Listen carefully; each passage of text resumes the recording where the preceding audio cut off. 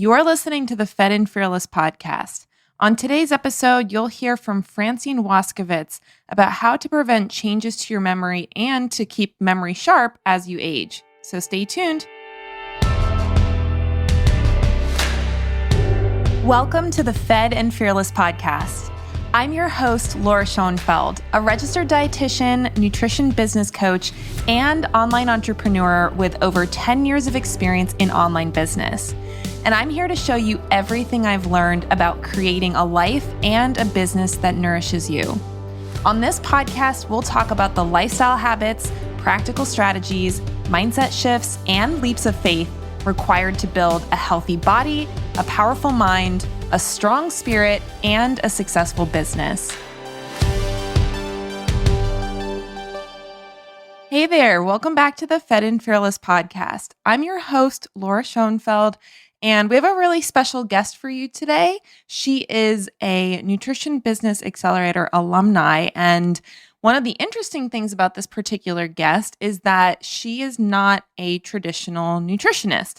So she didn't go to school for nutrition. She actually went to school for speech-language pathology, and she spent the last decade as an SLP. And she decided that she wanted to start her own business. She got educated to include coaching and nutrition and different lifestyle changes in the way that she works with clients.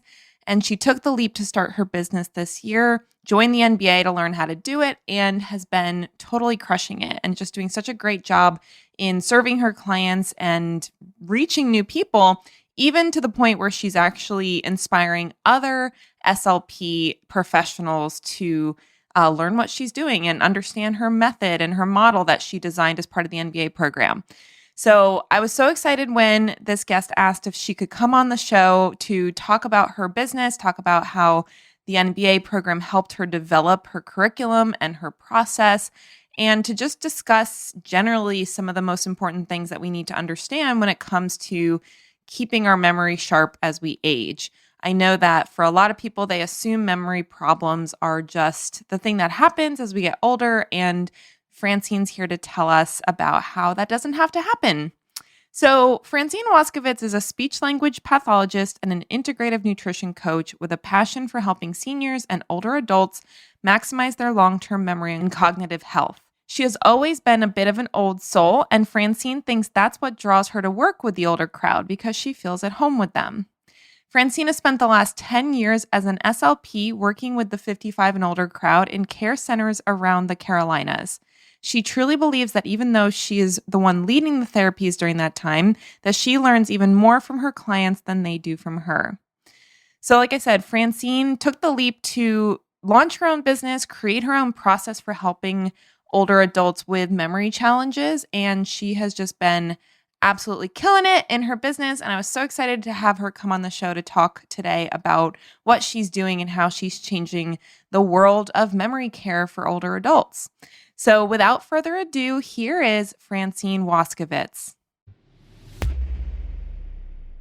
All right, everyone. Well, I am so excited to have with us on the show today, Francine Waskavitz. Welcome to the Fed and Fearless podcast, Francine. Thanks so much. I'm so excited to be here. Yeah, and before we hit record, I was saying to Francine that this was supposed to be happening 4 months ago, but her interview was booked the day that I had my breech procedure with Vera.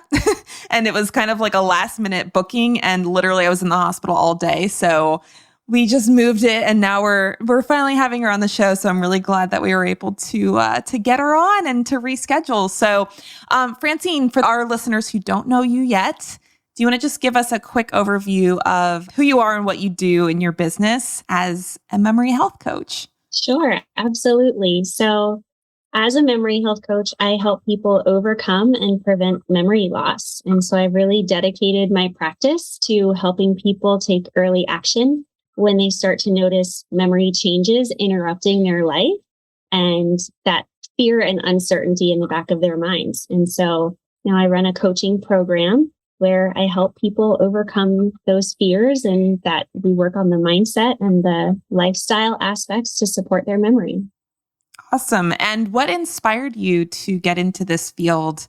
Because I always think like, oh, you're so young. It's like you don't look like somebody who would be necessarily thinking a lot about challenges that happen with older adults, but I'm sure there's a story behind what got you into this work. Absolutely. So it was kind of a long, twisty road to get here, but I will sum it up a bit. So I'm actually a speech and language pathologist. That's really what I've been doing for the last decade. And a lot of people may not realize that speech and language pathologists actually work with adults just as much as we work with children. And the scope of practice of an SLP working with adults ranges from voice to swallowing to language and communication and cognition. And so I've been doing memory therapy for 10 years.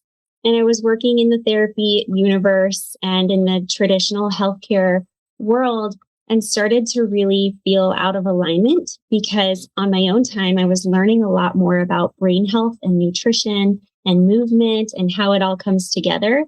But I was helping people who were struggling with their memory who had no idea about that whole world. So I finally brought my two worlds together by going back to school. I went to the Institute for Integrative Nutrition to become a health coach so that I could pivot a little bit and go beyond my scope as an SLP who was so focused on memory and memory strategies and, supporting your memory to actually be able to expand and focus on the lifestyle that is really necessary to support your memory so that those people that are struggling with their memory have more that we can work on to improve the whole picture and not just what it looks like on paper. Mm-hmm. Yeah, I could imagine that it would be kind of like a personal trainer who has all this understanding about the exercises that somebody can do to get stronger. But if their client is not eating well, not sleeping, malnourished in some way, that they're not going to get the best result from the workout. So being able to talk about the full picture can actually help the person get way better results than if you're just like narrowly focused on one area that it's not bad. It's not, useless. It's just in isolation, maybe not the most powerful way to help somebody get a transformation.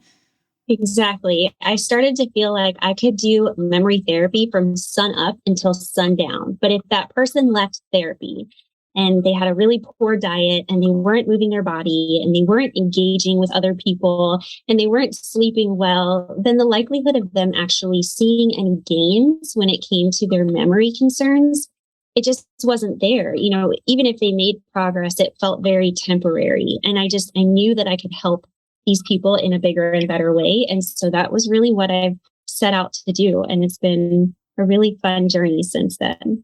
Mm-hmm. Now, I'm curious with the work that you're doing, because I worked in hospitals for my dietetic internship, and we had a lot of interaction with SLP.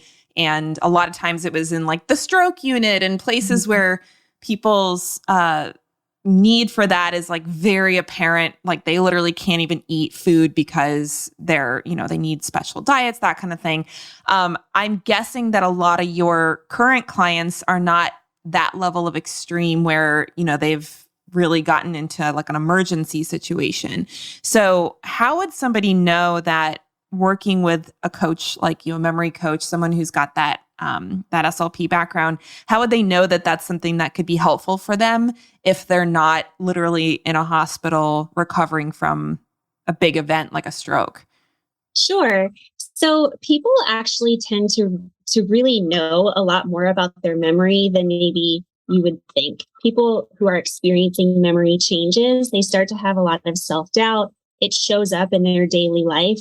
They'll be talking about something that they experienced or a show that they watched, a book that they read, an event that they went to, and the details will feel elusive. They know what they want to say. It's just harder to grab onto it. It can make word finding and expressing yourself really challenging. And so for those people who are experiencing memory changes, it has a way of making itself present in your life. And right now, one of the things that I'm finding is that people don't always realize there's a solution between experiencing it and going to the doctor's office mm-hmm. or experiencing those things and deciding that, crossword puzzles and brain games may help their mind.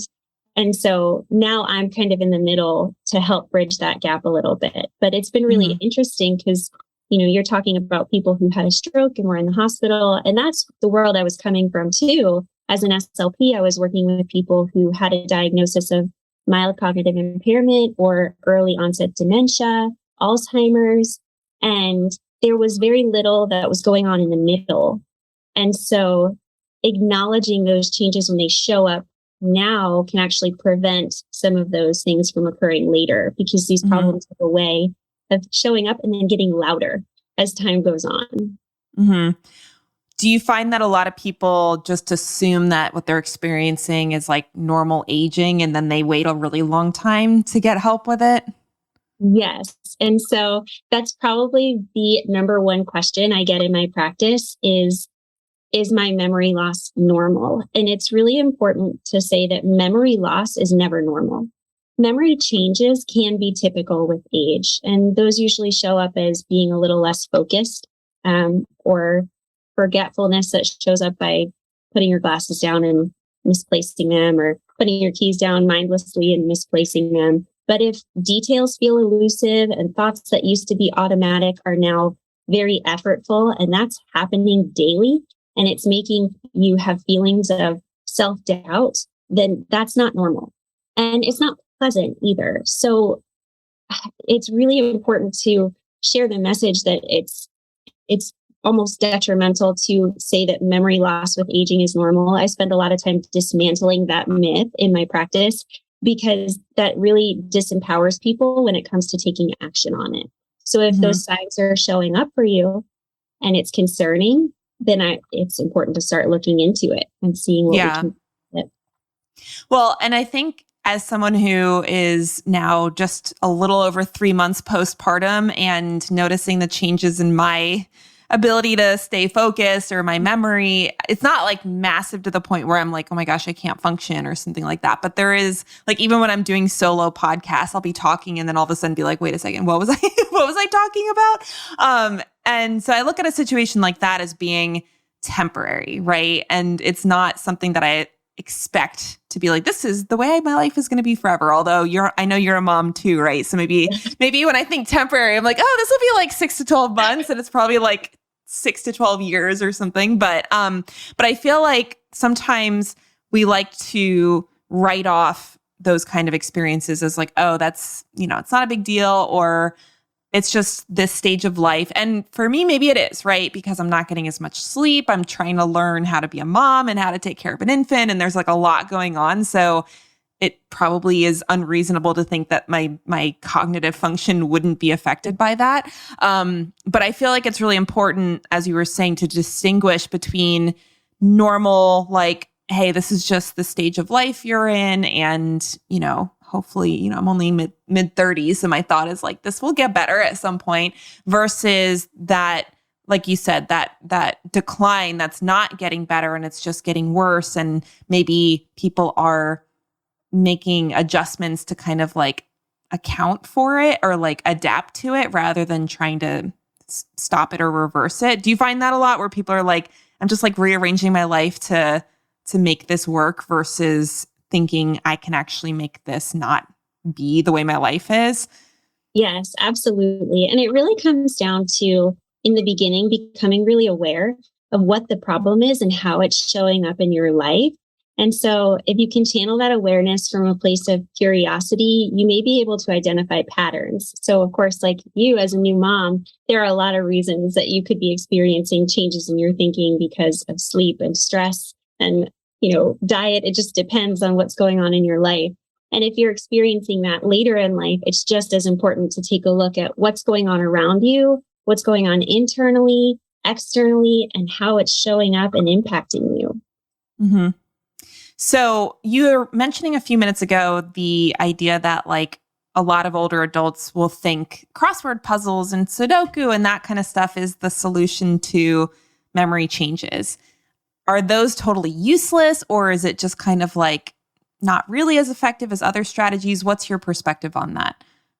So doing crossword puzzles and Sudoku puzzles, it's great if you enjoy it. It can be a lot of fun. But when it comes to actually building a resilient brain that's less likely to experience decline as you age, it really comes to building your cognitive reserve, which requires a lot more than just brain games. It it has to require your nutrition, your exercise, and new learning. And that's where it really goes wrong for people, is if they're doing the crossword puzzle that comes in the newspaper weekly, that's not doing anything new for your brain. It's not helping your brain grow. And one of the things you're battling as you age is that your brain can shrink with age. It's volume loss and changes in blood flow. And so if you take a look at the big picture, those crossword puzzles are that's one pathway over and over again, right? But if we're doing things like new learning, it's facilitating brain growth that makes you more resilient over time. And I bet just from like a cultural perspective, as we get older, we're just not as concerned about learning new things. And I'm not speaking for everyone. I think there's a lot of older adults out there that love learning and they do it their whole life. But I feel like it's really common, at least from my observation, not like, just casual observation, that as we get older, it's almost like learning is like, well, I already did all the learning I needed to do when I was in school. And, now I'm just like doing my routine and that kind of thing. And I don't know if everyone really prioritizes learning new things. Is that something that you've noticed with your clients, that it's like you have to almost teach them how to learn again? Whereas like when you're younger, you're just like, you're in school and you don't have a choice. You have to be learning at all times. And it's like just given to you. And it's in some ways almost you're like excited to not have to be learning anymore. Yeah. Some of my clients, they enjoy the change on the demands in their energy, in the sense that they've kind of settled in and settled down. And so they're not seeking those new opportunities. They're not out there taking cooking classes. However, some of my clients really have that part down, and they fail to see the other side of it. They're like, well, I'm staying so mentally active, but I don't know, I'm still having foggy thinking, and they're neglecting to see the nutrition and the movement and the sleep and the stress aspect of it. And then also the memory support here and now if you're struggling. So I see both sides of it. Mm-hmm. And for the people that you work with, what are some of the impacts on their life when they do start to make these changes? Like what kind of things become available to them, or how does that show up on a day-to-day basis as a result, right? Because it's like what you're working with sounds like it's primarily fixing a problem that, when it's fixed, they get back to normal. But is it like, do you see them actually surpassing what they consider normal? Like what kind of results are you seeing with your clients? Sure. So clear thinking is the number one goal for most of my clients, is that they're so ready to break through that fog and just be able to think clearly and express themselves again. So clear thinking is the biggest one. And it's totally achievable if we take a look at the whole picture, but it really depends on the person who's coming to me. When I started my practice, I was aiming to work with who I'd always worked with, people that were 65 and older. And something interesting happened, but I actually started working with a lot of people in their 40s and 50s that started coming my way. And so it really depends on the person and their goals. My younger clients, they want to see that clear thinking. They want to feel focused again. They don't want to feel like they're scatterbrained and starting and stopping tasks and unable to communicate their thoughts and ideas. My older clients tend to be more vulnerable to thoughts of, are these memory problems something more? Is this going to steal years away from me or change my way of life? And so it really depends on the goals of the person coming my way. But almost everybody wants to be able to think more clearly. Mm-hmm.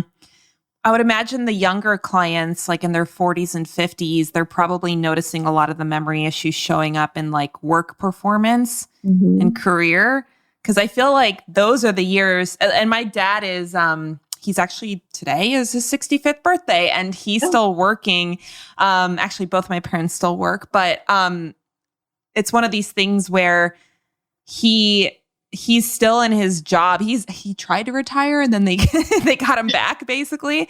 And it's one of these things where like he's kind of at the pinnacle of his career, right? So once he retires, it's done. And that's the peak that he reached. And I feel like for him, if he had been having memory problems or cognitive problems, he wouldn't be able to be in the position that he's in now, where he's like a highly paid part-time consultant, where they like want him there. They want him helping.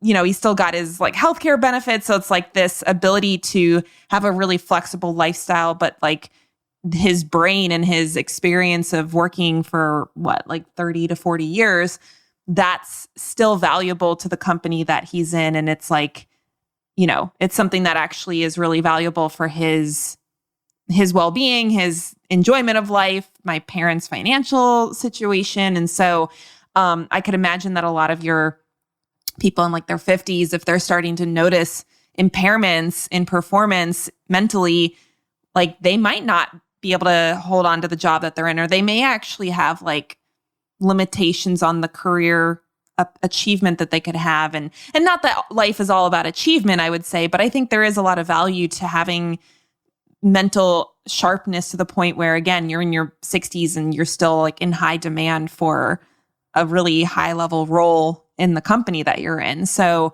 that just came to mind as being something like, if my dad was struggling with like, I mean, he's always got a little level of forgetfulness, but I feel like that's a man thing sometimes. But it's like, I just think if he was having a lot of cognitive issues, he wouldn't have been able to stay in this role for as long as he has. And he wouldn't be, they wouldn't be like making him these really great offers to stay because they wouldn't have as much use for him if he wasn't able to have that high level of functioning mentally. It sort of becomes a self-fulfilling prophecy for people that are in their 40s and 50s and questioning their memory, because stress can actually really hurt your memory. And memory problems are stressful. And so it becomes this cycle where they're stressed about their memory. They're starting to question if other people around them at work, their boss, their coworkers, people below them, are they noticing that I'm struggling with my memory? And so then they're in their own head and it just goes around and around. Like, are they noticing? Now I'm stressing. Now I have this self-doubt, and it just keeps cycling. And so we have to break that cycle.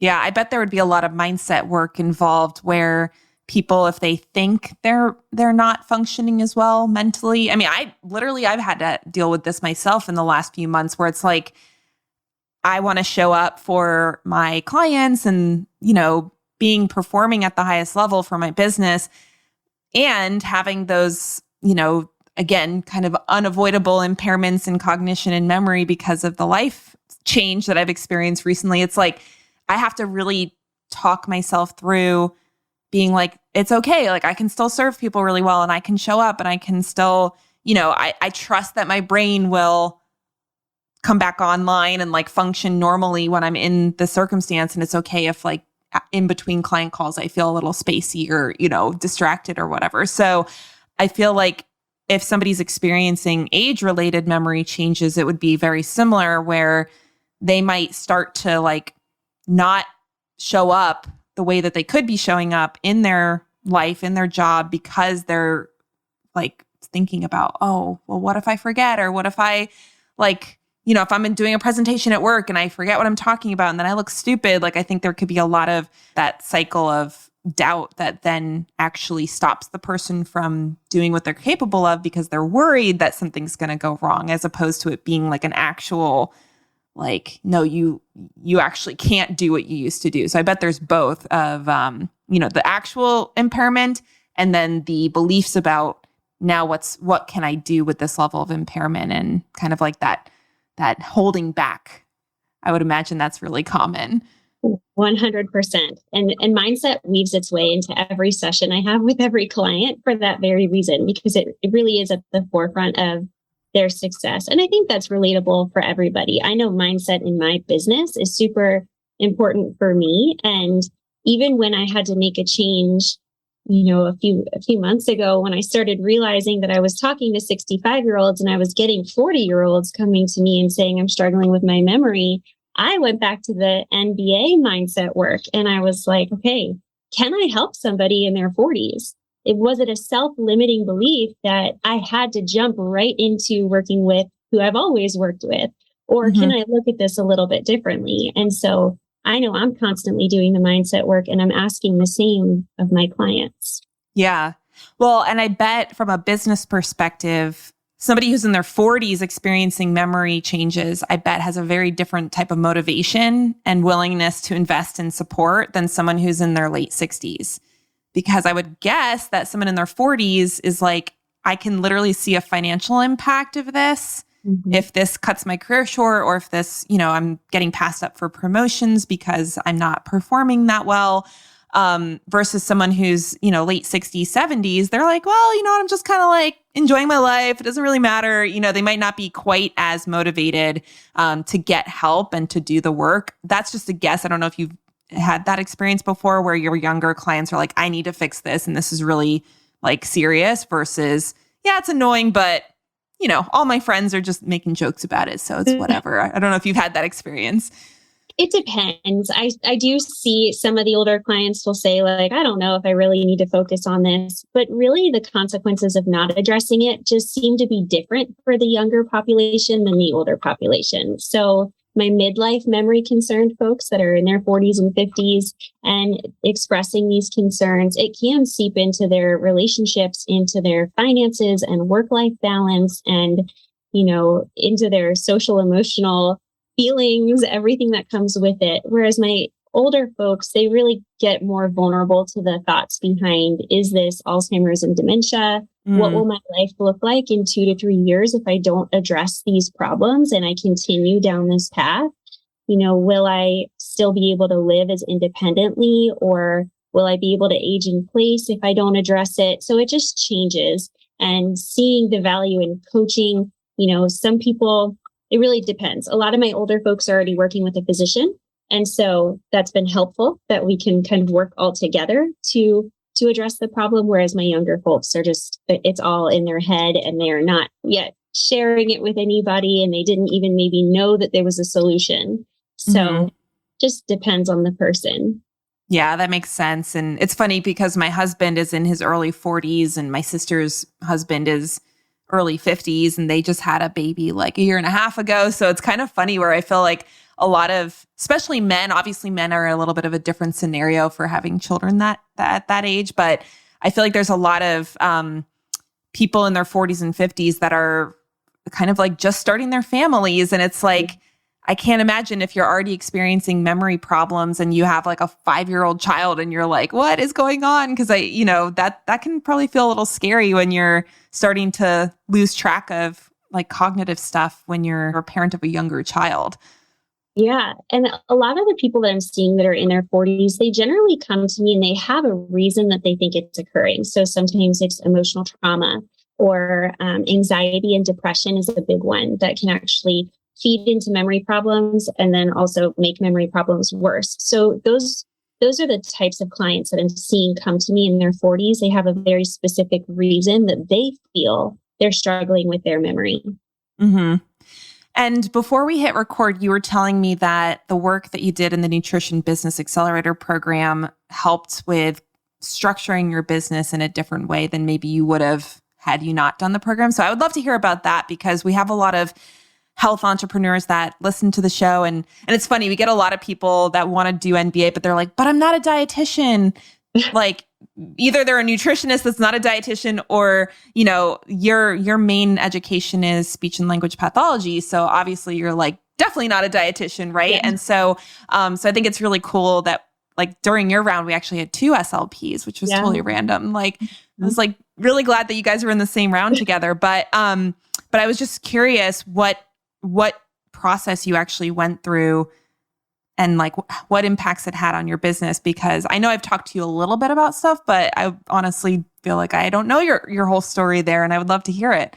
Sure. So you actually found me at the ideal time. I don't even think that you know this, that when I started your program, I had also just started my health coaching program. So these thoughts of jumping out and starting a business on my own had just first been planted. And there was a lot of question, like, how would I make that happen? I know that I have a lot that I can offer people. I know that my expertise is there when it comes to memory, and I'm doing everything to cross the bridge into being able to help with nutrition and lifestyle. But how do I make this turn into a business? And so you found me via a Facebook ad. And I remember being on my way to Disney World, listening to the 3-day training that we had, and telling my husband everything out loud. Like, oh, she's talking about, finding your niche, and I need to get really clear on this. And I went through that whole process for the 3-day training, and it was so clear to me that I needed to sign up. And there were some thoughts about, I'm an SLP and this is a dietitian's program for nutrition professionals. Like, it's kind of loosely related to me. Can I make this work? But I was so excited when I saw that I wasn't even the only SLP in the program and that it was totally what I needed. And I've seen so many parallels in the program and how we built it, how we identified the clear problem, and we worked on the mindset and got really clear on those things. It's so parallel to what I'm asking my clients to do, that we must start with the problem and with the mindset around the problem to get a clear solution. And it's just been really fun to see myself expand as an entrepreneur and a business owner, stepping into this role, and how I can use that to also help my clients. Mm-hmm.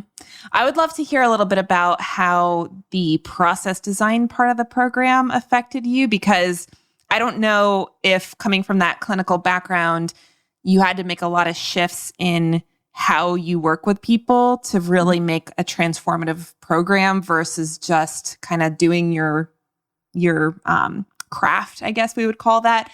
Because I know, even like looking back to what I was doing in the clinical world, I never really did a paid job in the clinical world, but I did, we have like, I think it's like 1,600 or 1,800 hours of interning we have to do to get our degree. So I definitely spent months in the clinical side of the nutrition space. And I feel like the approach, at least in the nutrition world, is very much like, oh, just like go talk to them about this thing, give them a handout, like, check the box that you talk to them, versus having that focus of it's, I look at it as my responsibility to create something that's actually going to help somebody get the result that they want, and really being creative about how is that going to work? How am I going to deliver that? Because at the end of the day, like, you can't go to their house and like do the work for them, right? They literally have to do it themselves for them to get the result. And so being able to think through, like, what does that need to look like for somebody to get the result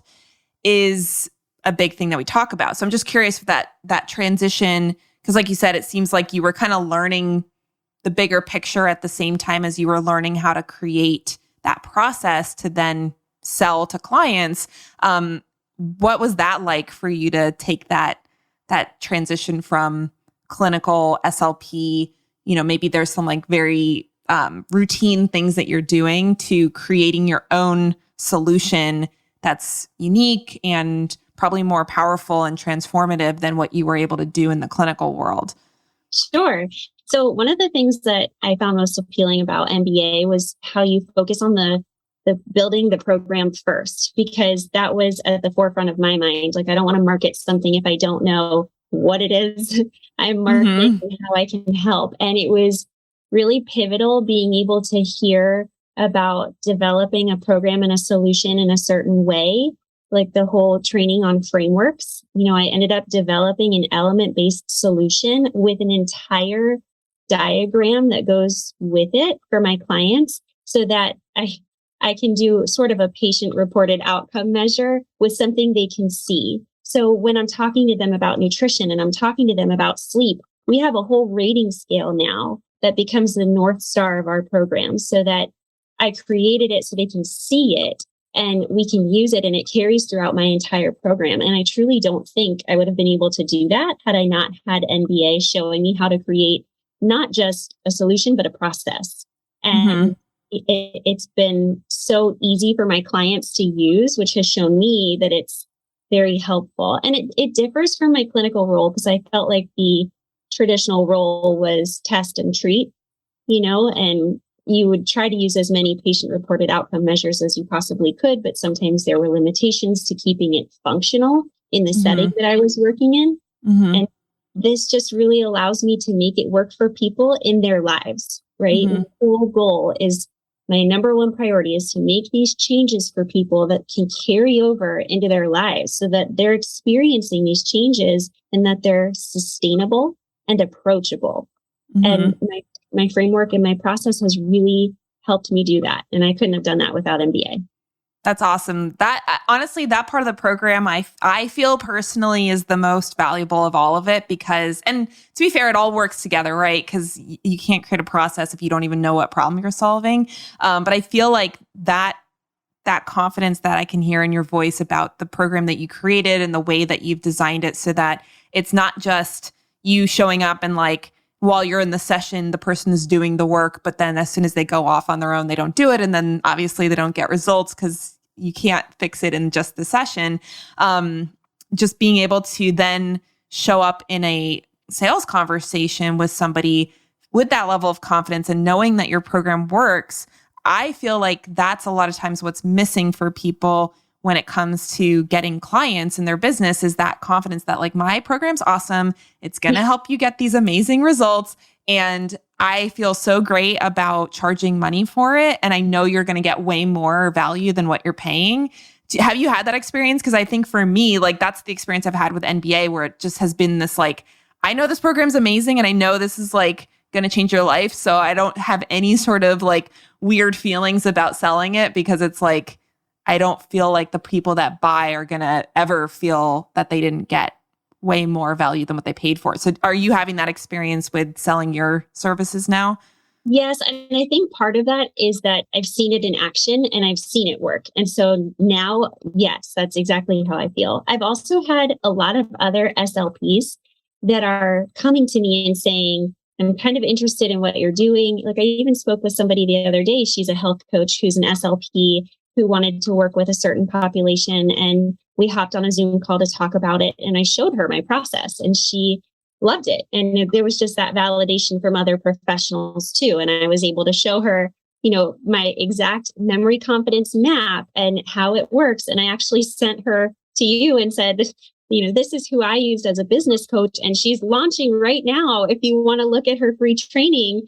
And, I think that there's so much to having that process and that confidence. I mean, it's the same thing I'm bringing into lunch and learns when I go to neurology offices and I'm showing them my process and I'm showing them my memory confidence map to doctors and neurologists that are diagnosing Alzheimer's and dementia and mild cognitive impairment. And I'm able to show them like, this is what needs to be happening between, your initial appointment and that follow-up visit. This is what we need to be changing, and this is how we can do it. And I'm getting that positive feedback from everybody about it. And again, it's still going back to just having that solution on paper in a clear process for people. Mm-hmm. It's so funny. I have this like image of you going out and like teaching other memory coaches or SLP do you just say SLPs? Is that what you say? Like we say RDs. I'm like, you just say SLPs. Just like being able to teach or like maybe license this program to other people because like obviously you put a ton of work into it. And if you're getting great results with people, like I just look at there being so many opportunities for this to go even beyond just you serving people one-on-one because, as someone who is always thinking about how do we make this more scalable? How do we get this out to more people? It's like there's so many opportunities for courses or teaching other people how to use that strategy. And I'm really excited for you and just what you're able to accomplish, being able to really systematize all the knowledge and experience that you have into something that is so much more tangible and not just like, oh, every time I show up to a client call, I'm like using my experience and my knowledge, but I don't have any real clear system for actually delivering this transformation. So now you do, which is so cool. And, I bet what you're doing is somewhat unique compared to what a lot of other SLPs or memory coaches would be doing. So I don't know if you've thought about that as like another branch of your business, or if you're like, let me just do one thing at a time, because I'm always thinking about new things that can be done. Thank you. That's really the dream. And I think down the road, my goal is to have courses within the next year or so, and to also expand to have other SLPs enter this practice, because I know we do have a unique background that kind of qualifies us for this. There are not really that many memory health coaches out there. It was something that when I started looking into, it was unique and it is valuable, especially with dementia rates staggering. I mean, they're expected to more than double by 2050. And so there's definitely a need for memory health coaches. So it's exciting to hear that you see the potential for that, because it's definitely been in my mind some, and we'll see how it goes one step at a time. Yeah. Well, even if like you had almost like a group coaching practice where there's different people coming in with different levels of expertise, and somebody's doing the nutrition coaching and someone's doing the brain training or whatever. I'm just making stuff up because I don't know the level of depth that you do about what you do, but it's like, I just look at there being so many opportunities for expansion here and making this solution that you've created available to even more people. And not to say that one-on-one isn't great, because it is. And it's also like, I always am thinking about how do we turn something that you do one-on-one into, the scalable, reach more people, serve more people, help more people, and maybe even help people at a lower price point, because the more you scale something, the less you need to charge, because you're not like selling your time anymore. So, I think it's really exciting. I feel like you have a lot of opportunity here to really make an impact on a lot of people's lives. And hopefully you're not the kind of person that I am that just goes like haywire on ideas and it's just like, wait, let's just do one thing at a time. So hopefully you're able to stay focused and do one thing at a time. But I think there's just so much future opportunity that you have with this program. And it's really exciting to see as someone who, like, what I'm doing made it possible for you to then do what you're doing. And it's just a really cool ripple effect to be seeing. 100%. And I'm excited for the future of my practice too, because I do think that there is a lot of growing room and that I could help a lot more people. And so I definitely plan to do that. That's so exciting. Well, I would love to hear a report back, maybe like next year, something we can have you back on the podcast and you can tell us how a group program's going or something like that. Because, I think it's very wise, especially with a new business, to start with the one-on-one, because you get to learn a lot. You get to really be like in the trenches with your clients, experimenting with your process, seeing how it's working, making changes, refinements, tweaking. And even like what you said before, you realize like, hey, maybe my ideal client is actually in their 40s and 50s. And not to say that you couldn't help someone that's older, but you might realize like, oh, this is actually the direction I should go in and the focus I should have, because this is who's coming to me and getting the best results, or, getting the most significant transformation. So I feel like what you're doing now is really creating the path for that bigger reach. But I think you're probably learning a lot of really important things from more of that hands-on experience with one-on-one clients and being able to see what's working, what's not. Maybe like rearranging things as far as the order is concerned. And I feel like you can get a lot more really tangible experience practicing with clients when you're in that one-on-one relationship that then can help you make an even better group or online course kind of program. For sure. I think that I'm still kind of exploring, since I'm working with different kind of clients now. I do have people that I have on that are in their 70s, and I have people in their 40s. And so I think the one-on-one is really helpful right now to get to know each individual person and their individual experience. And I 100% plan to take what I'm learning and to put that into something bigger, like a group program. Mm-hmm.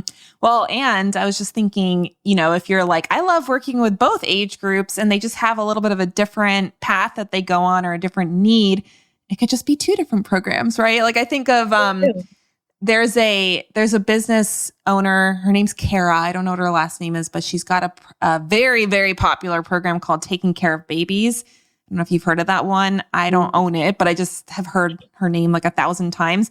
And she has like different stages, right? It's like, oh, if your baby's under 3 months, here's your program. If your baby's 3 to 12 months, here's your program. I don't know if those are the exact numbers, but it's like, she could have said, I am just working with parents of babies that are under 6 months. And that could be a very successful business. But I think as you grow, you can start to see like, okay, well, what about when my 50-year-old clients are now in their 60s? Or what about like, oh, they have friends that they want to refer, but they're in their 60s, or they have a brother or parent or something. And it's like, you could actually have different programs depending on the stage of life that somebody's in and the process that tends to work best for them. So it's just kind of like interesting to think about, you don't necessarily have to narrow into a particular age range, but if you're noticing there's different needs and different challenges and all of that, the offer that you create or the solution that you create could actually be different depending on the person's age range. It could be like the deciding factor of which program they're a better fit for.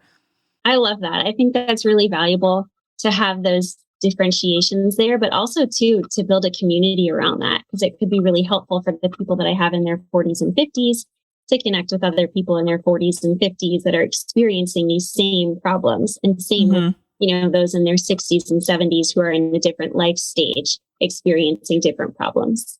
Yeah. I mean, we kind of do the same thing in our business where we look at the offers that we have and think about, okay, who is this for? Who is this really going to benefit the most? And we're constantly going back to not the drawing board in terms of like trashing stuff, but kind of revisiting the offer and saying, okay, these are the people that are best fit for this, and this is what they need. And, maybe we need to like back up a little bit and actually like teach them more of the basics. So it's really just being clear about what the person needs at the different stages of their, in my case, their business. Like someone like you who, when you first started with NBA, you didn't have an offer, you didn't have a program that you were going to sell, and that's what you needed. And that was really important for you to create. And then down the road, like, we're talking about scaling it and creating a group program, and maybe you want to launch stuff. And it's like doing that is going to take a very different type of support. But if you had gone into that like higher support program at the earlier stage in your business, you wouldn't have probably done very well, and it would have been overwhelming and stressful and that kind of thing. So I think anyone who has a business where there's maybe like stages that somebody could be going through, maybe it's, you're working with pregnant women and then their needs postpartum shift, and you can create something special for the postpartum period. I think just looking at your customers' journey across their life and saying like, how do their needs change and what would they be looking for that would be different in these different phases? Or maybe it's like the way you deliver a program is different. So, a pregnant woman who has a lot of free time because she doesn't have kids yet, that's a very different type of person than someone who's postpartum and is like, I don't have time to show up for live calls. Just I need like 5-minute videos to watch. Like you can actually adjust how you deliver a program based on the needs and shifts that people will experience in different stages of their life. So I feel like that could be something that ends up kind of like creating some diversity in your product suite, just like the different types of people that you end up working with. For sure. And I think because new learning is a part of my program, that there would be value in adding courses that they can do new learning with right in my website. Or even like a membership where you're like delivering monthly like learning tools and, coming up with new things. And like you were saying before, if the important thing is novelty and not just routine, same stuff over and over, that's another service that maybe your clients would really benefit from, is like having something new to access every single month that keeps them on their toes and doesn't get them into like a rut with their learning. So I just I'm so excited for you. I feel like there's so many cool opportunities and so many different ways that you can expand this amazing business that you've created. And I know you literally like just started this year, right? So it's like you're totally in the beginning, but I just get so excited when I see potential in what somebody's created. And it's just like, there's so many cool things that you could do with it. And I'm just really excited for you. Well, thank you. I appreciate that. It's so nice to hear that you see the potential in my practice as much as I do. And NBA has been really helpful to me even thus far. So I'm excited to see how it continues to help me, because I keep referring back to it when I get to certain parts in my business that I know I need a little review on. So I'm excited to see what happens too. Awesome. Well, if people want to connect with you, either if there's somebody who themselves or a friend or family member is dealing with memory issues, or if they're a provider that works with this population and maybe they want to hear more about how you work with people, what would be the best way for them to connect with you? Sure. So I offer a free coaching call that's available right on my website, where we can get really clear on somebody's unique risks and concerns and how I can help them. So they can schedule a call with me. I also have a contact area on my website for other providers and practitioners who are looking to do like a lunch and learn service. And I have a free guide available for people who are just kind of inquiring about the first few steps to getting your memory back. It's the Get Your Memory Back Starter Guide, and it's my 4-step formula to really taking a look at your memory and what's going on and what to do about it. So that's all available on my website at francinewaskavitz.com. Awesome. Well, we will link to all of those in the show notes, both her homepage and the free guide. And I think are you most active on Instagram, social media wise? Yes. Yeah. I was like curious because I feel like some of the stuff you do could possibly be on like TikTok, but I don't know. Actually, I feel like I heard one time that I think it's like 30% of TikTok users are over the age of 45. Have you heard that before? Yeah. Oh gosh, I've thought about TikTok and I find it so intimidating. I don't know why. So I can only imagine what my clients think of TikTok, but I started one and I haven't really done anything with it. Yeah. I only mention that because in the coaching program I'm in, my coach is like all about TikTok right now. And he has mentioned it to he's got a very large, it's like thousands and thousands of people in the program that he's run. And there's people in that program that are like just starting their TikTok accounts and weeks later have like thousands and tens of thousands of followers. Ooh. I think it's easier in the space where like in your niche, for example, there's so many people that would potentially be dealing with that problem versus my niche is quite small. And I don't know if I'm going to be like reaching hundreds of thousands of like health business owners. Like, I don't even know if there are hundreds of thousands. But it's something where, it might be worth checking out in the sense of like, hey, maybe that's where a lot of your people would be hanging out. And what I've been doing lately is literally just using the same content on Instagram as I use on TikTok, which I will say, I don't think that's like the best way to grow on TikTok. I don't think that's like a growth strategy, but repurposing stuff is something that I teach, as you know. And it's like, hey, if I'm already creating it for Instagram, it's not going to hurt anything to throw it on TikTok. And who knows, maybe down the road, we'll start doing like TikTok specific content. But I feel like that could be an area where you might be surprised how many of your ideal clients are actually on TikTok. Like, just flipping through videos, like maybe not doing the memory work that they need to be doing to have their best memory, right? Yeah, I think it's something worth looking into. And I've heard James Wedmore talk about this before too, that, throw it on TikTok and see what happens. So that's what I had started doing, was taking some of my Instagram content and like throwing it on there and seeing what happens. And, I guess it's something worth checking more into and maybe even developing a couple of like specific videos for and seeing what happens. Yeah. I feel like we all assume TikTok is like a bunch of like 12-year-olds or something, but I can't remember where I heard this from, but I think like a good solid percentage of people are actually in their, 40s, 50s, maybe even older. So could be an opportunity. Yeah. I mean, I was so anti-TikTok for so long. And then I was just like, I kind of had this moment of like, I don't even care anymore. These stupid apps are so like, our lives are just totally monitored anyway. So what's the point of like trying to be like off the grid or whatever? So it's like, whatever, I'm just going to do it. It doesn't even matter. So I just like, it's like, I don't care about China having my data anymore. It's just like, whatever. So right, they probably already have it anyway. Yeah. Yeah. So anyway, I didn't mean to go off on that tangent, but I was just thinking about like, there's probably so many ways that you could get in front of your audience, because it's like you could like really call them out and be like, should you be on this app, or maybe you should be doing something better for your memory. True. Maybe that's a good starter.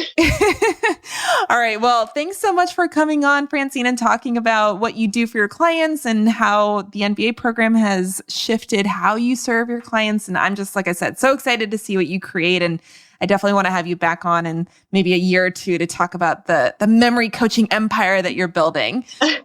Thank you so much for having me. This was so much fun. Yeah. And thanks to all of you for hanging out with us. We'll see you here next week on the Fed and Fearless podcast. Take care, everybody. Are you a dietitian or nutritionist business owner that wants to create an online business that consistently brings in dream clients who actually want to buy your services, but you're struggling to figure out the right business strategy to get there? Then keep listening, because I have a special opportunity that will help you create the highly profitable and impactful nutrition business that you always wanted. Inside my signature group coaching program, the Nutrition Business Accelerator, created exclusively for nutrition and dietitian entrepreneurs, you'll learn how to start, grow, and scale your online business to 6 figures and beyond, so you can experience the financial and time freedom that you desire. I created this program to help struggling nutrition entrepreneurs get clarity on who they serve, how they serve them, and how they can stand out in a crowded market so that they can more easily attract dream high-paying clients into their online nutrition business. This program is for brand new business owners and nutrition students, as well as those who have been in business for months or maybe even years, but aren't getting the traction that they'd like to see in their growth. Inside the NBA, you'll learn the most important foundational business building and marketing principles, not just the latest tools like social media, so that way you can experience sustainable business growth that adapts to the constantly changing world of online business. Over the course of 12 weeks, I'll show you how to attract high-paying clients who are excited to work with you and willing to pay you the rates that you deserve. You'll get training on how to effectively sell your services in a way that feels authentic and converts prospects into paying clients without feeling pushy or salesy. And you'll get step-by-step instructions on how to create programs and services that provide truly transformative results, leading to glowing testimonials and referrals from your current clients, so you can have the greater impact that you desire in the world around you. You'll also learn how to manage your time, your energy, and your resources, so you can get more done in less time and experience the freedom that you really got into entrepreneurship for. When you apply what you learn in the MBA program, you'll never have to feel stuck or overwhelmed in your business again. Want to make this your reality?